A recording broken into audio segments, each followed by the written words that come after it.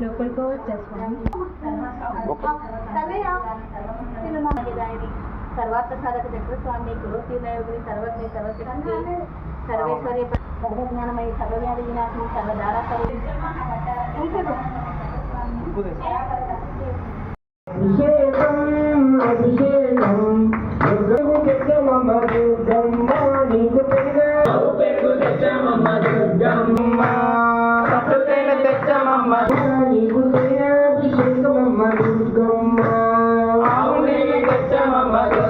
నీకు పన్నీరాభిషేకం అమ్మ దుర్గమ్మ